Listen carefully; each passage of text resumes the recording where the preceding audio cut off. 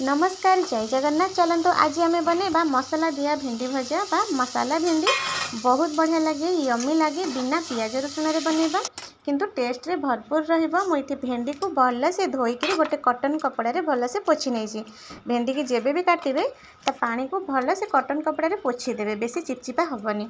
तो मुझे एमती लंबा भेंडी को 2-3 पीस करी। जदि छोट भेंडी थी ताले ताको एम काटिबेनी, एमती गोटा रखिबे, ता मझिरु चीरा लगेबे कहीं आमर मसला भी ता भितर पशिबो, लुण राग सब जिनस मसला भेंडी भितर पशिबो। मु सबुतक भेंडी की एमती सब काटि नेली।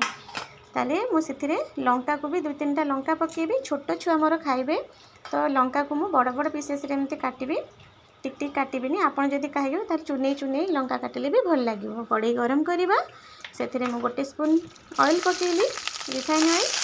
तो सेथिरे भेंडी तक सब देदेबा, ताको एमती भाजिबा मीडियम आंच रे रखिकी। हाई फ्लेम करेंगे कहीं भेंडी पोड़ी जीव, भितर सीझबनी। लुण पकईदबा, अल्प टिके हल्दी पकेबे, बेसी पकेबेनी कहीं आमर भेंडी ग्रीन ग्रीन रही भल लगे खाइबाकू। एमती पकईकी भाजी नबा, आम एमती भाजी नबा। ताको 2 मिनिट आम घोरई नबा। 2 मिनिट पर आम काढ़िकी देखा भेंडी आमर सीझीगलानी अधा। देखु पोड़ीनी किंतु भेंडी आमर सीझीगलानी। से मु 1 चामच से धनिया गुंड देवी। धनिया गुंड दबा द्वारा कौन हुए कि भेंडी भितर जो चिपचिपापन थाए, जो लाल अंश थाए, सब कटि जाए।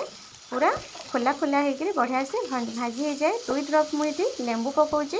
लेंबू पकेले भेंडीर स्वादटा बढ़ी जाए, भल लगे। तो चाट मसला जदि थी पकेबे, आमचूर पाउडर जदि थी ए भेंडी भाजिला बेले भी पकेबे, भल लगे। मुझे लेंबू पकईची। बेसन आम ये 1 चामच दबा भाजिला बेले, ता ऊपर कोटेड हो बेसन भाजी दबा। 1 चामच दबा, बेसी दबानी। एमती आम भाजी नवा। देखो बढ़िया से भाजी गलाना आम भेंडी, बढ़िया लगे। एमती प्रणाली बनातु, एमती भाजी नवा। सब गोटे पात्र को काढ़ी नवा। सेम कड़ाई आम भल से धोईकी कड़ाई से आम 2 स्पून आम तेल दबा।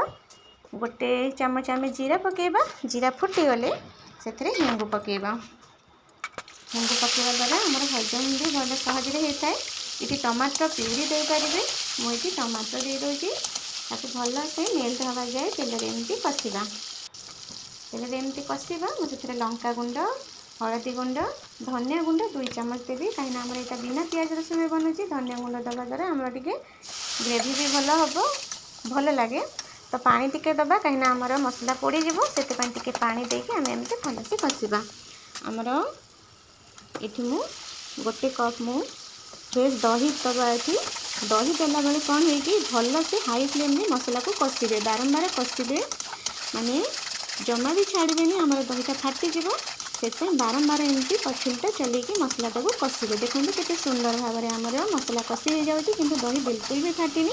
मसला आमर बढ़िया से होगला रेडी। देखो पूरा ऑयल भी ऊपर को भासिलानी। यही समय आम भेंडी तक सब देदेबा, मसला धीरे गोड़े देबा। आमर भेंडी तो बढ़िया से भाजी हो जाएगी। से आमर बेसन भी पकईले, धनिया भी पकईले, लेंबू रस भी पकईले, सब पकईले। बढ़िया से भेंडी एमती भी खाई हो बढ़िया से हो जाए। से लुण पकईली, धनिया पत्र देदेली। केते सुंदर भाव में जल्दी बनीगला और खाइबा को बढ़िया लगे, बहुत टेस्ट लगे। बिना पियाज रसुण भी बहुत भल लगे। आपण मानक जदि रेसिपी पसंद आसे ताले लाइक शेयर